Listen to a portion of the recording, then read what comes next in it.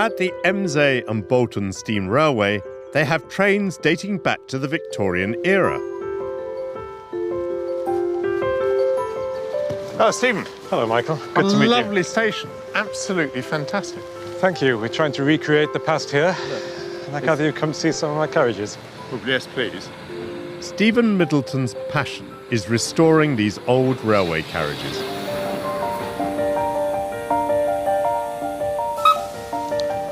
Which one will we be travelling in? We'll be travelling this Great North of Scotland coach. It's a first third, and I think it's everyone's favourite. It's absolutely beautiful. Do have a look in. It had wood like this originally, did it? Quite likely, yes. We've copied some of the gold detailing there, and the lamps are rather splendid, although they came from British home stores. But they would have been similar in design, wouldn't they? Very similar, yes.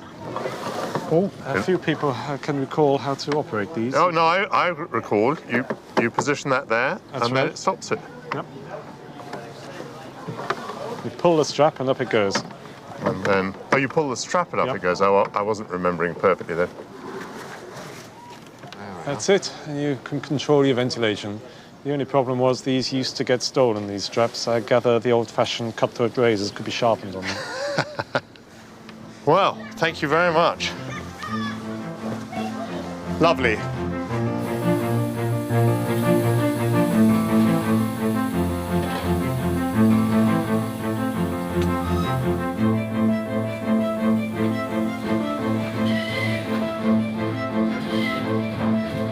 Fantastic sound, isn't it, when you sit onto the steam train? It is. It's not quite the same as an electric train, is it? No, it is not. This carriage is typical of the 1890s and has a luxuriously upholstered interior for first-class passengers. But it wasn't always like this. Now, take me back to the 1850s when Bradshaw's guide was written, the one I'm following. I think the 1850s, the passengers then may have been grateful to have a shelter over their heads. Yes. Because a lot of them would have experienced the 1840s riding in open wagons. In open way. Yeah. Because clearly the railways thought, we get more money transporting coal, we get more money transporting cattle, so they put as many third-class passengers into an open wagon with benches in as possible.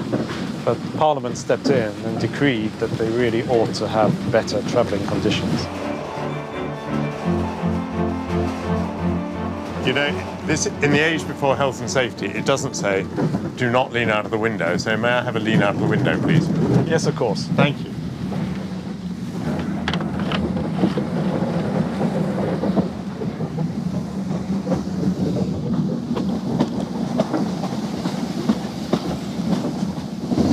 It's a great feeling, the smoke pouring down the line. Every week during the summer, a steam train called the Fellsman powers over the Yorkshire moors. I'll catch the 11:20 to ride just one stop to Garsdale. Just now I think I've heard for the first time the sound of the engine approaching. The sound just is drifting occasionally on the wind, but I think it is unmistakably the sound of an engine pulling the train up this very steep incline into Ribblehead Station. Reminds me of the Thomas the Tank Engine books, where the train goes up the hill. I think I can, I think I can, I think I can, I think I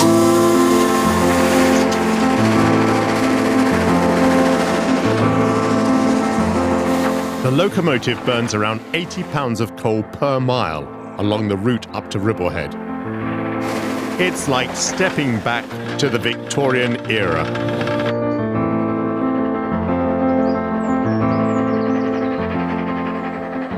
Now it's thundering towards us.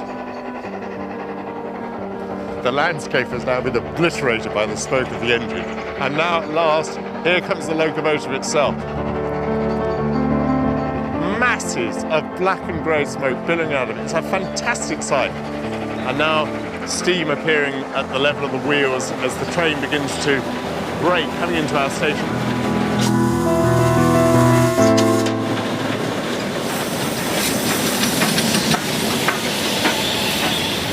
Feel the heat of the engine as it goes past.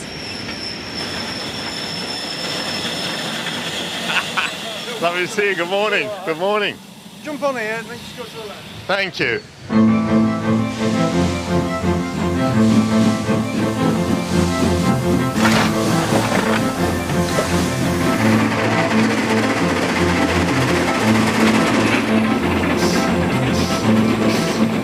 This is a fantastic sight as the steam engine begins to go over the Ribblehead Viaduct. You'll never see another sight like this on a railway in Britain. This is magical.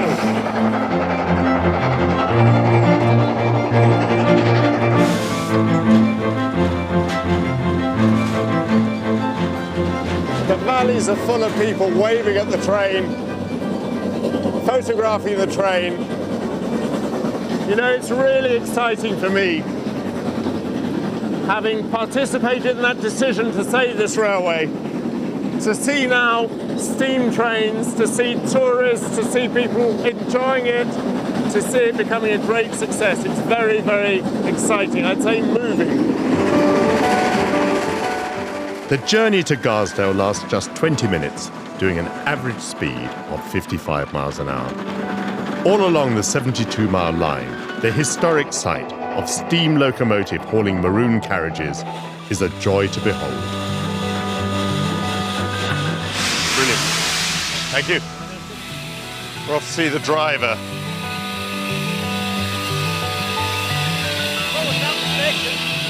That was one of the great thrills of my life. Thank you very much indeed. Thank you very much. Absolutely fantastic.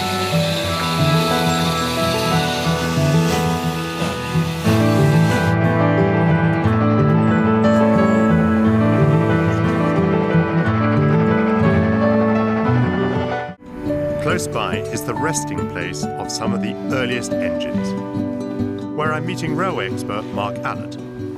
How did it come about that there was a railway between Stockton and Darlington? It was the usual thing around that period. It was the need of industry, the growing industry for coal, and the canals weren't particularly fast at transporting things, and hence the decision was made to build a railway in its place.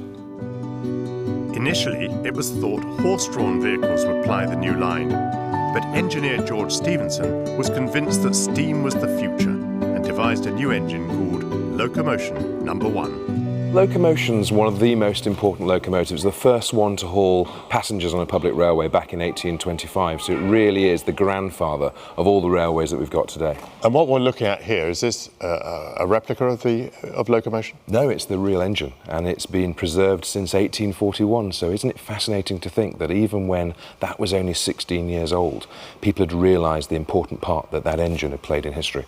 It's in the most beautiful condition. It really is, isn't it? Am I allowed to? I think you are, absolutely. It's quite thrilling, actually.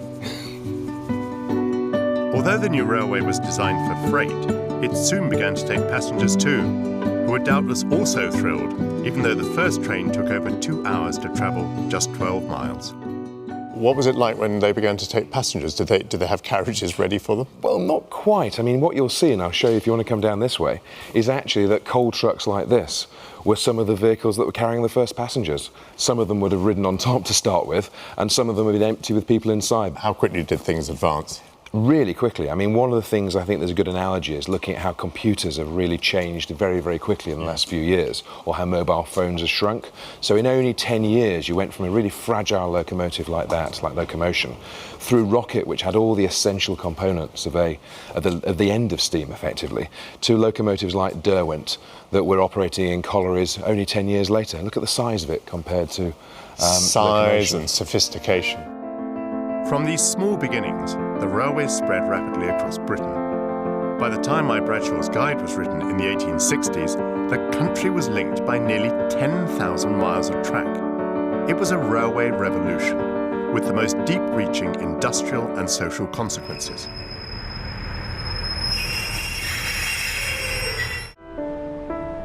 I must be on my way, and I shall board the train at Gromont, just outside Whitby. By now, you may know that I'm thrilled by steam trains, and so my pulse is quickening. Bradshaw says of the Gromont to Pickering line that it passes through the most picturesque scenery. The vales of Newton and Goathland present a wild country with bold ranges of rock on either side. it was referring to what is now called the North Yorkshire Moors Railway. That'll do. You're going to All right. drive this handsome beast, are you? Yes, it's a nice handsome beast. It was built for the Southern Railway in 1934. Spent all its life in the south of England and now it lives in Yorkshire. And they tell me that amongst the heritage railways in Britain, the North Yorkshire Moors Railway is the one that's most popular now. Yes, we carried around 350,000 passengers last year and we made a little bit of money, but we spend it all back in on the railway. It's our love and we do it for a lot of us do it for nothing. I'm a retired railwayman and I used to drive trains for a living, but I've driven these all my life as well. Shall we get on board? Yes. Chris Cubitt has been driving steam trains here since 1969. Once we've got her up and running on her feet, we'll put it across and she'll just romp up the hill. Right. Meanwhile, Harry is shoveling the coal in. Thank you. Lovely heat, isn't it? Wow. It's going to get a lot hotter than that. It's going to get hotter. Yes, okay. About 3,000 degrees. 3,000 degrees in there.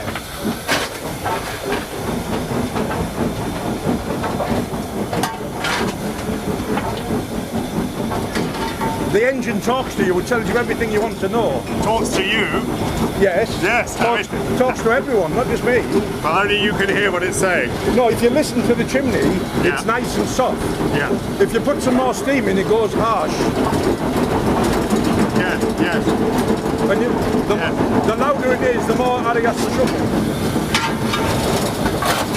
When I get the chance, it's great to do something I've never done before. The heat from the boiler is intense.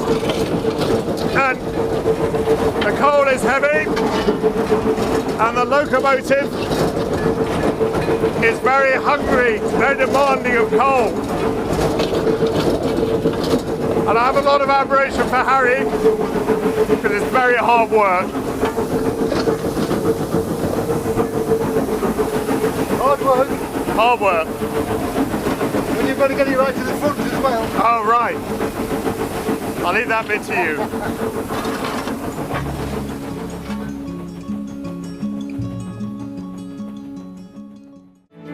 For the last leg of my journey, I'm heading just 6 miles away to Rowsley, changing trains at Matlock.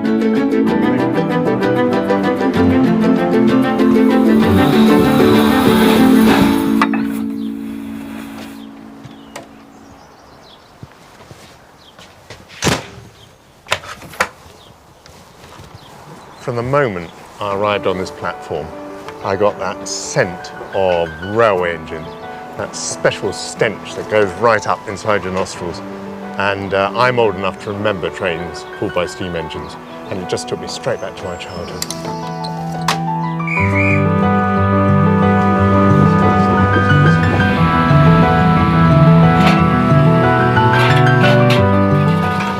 Of course, the other thing that's really bringing back the memories is this sort of corridor train, which was so typical, I don't know, in the 60s and long before that. The line passes through some of the prettiest scenery in the Peak District. According to Bradshaw, in Derbyshire, the exquisitely beautiful prevails. The lofty rocks and bold crags richly wooded, the magnificent uplands and rounded knolls, the sweet valleys intersected with silver streams such as the Derwent, the Wye, the Dove, are comprised in one beautiful picture. In the 19th century, this line was part of the busy Midland Railway route from London to Manchester. Today, it's the only part of the line still open and carries day trippers and those who love steam trains, like driver Roger Hallett. Nice to meet you. Roger, Michael Portillo, how do you do? Aye, not so bad. How long have you been driving the engines? Oh, about 15 years now. And you're just a volunteer, are you? Yeah, or just a volunteer, yes. and you really love it, I bet. Yeah, absolutely. It's brilliant. I mean, I often said to my father, if I'd have been slightly older, I would have gone straight onto the railways. That's what we always wanted to do when we were kids. Exactly. I really Wonderful. would have done. Thank you very much for the ride, by the way. No problem. Thank you, very smooth. Bye-bye.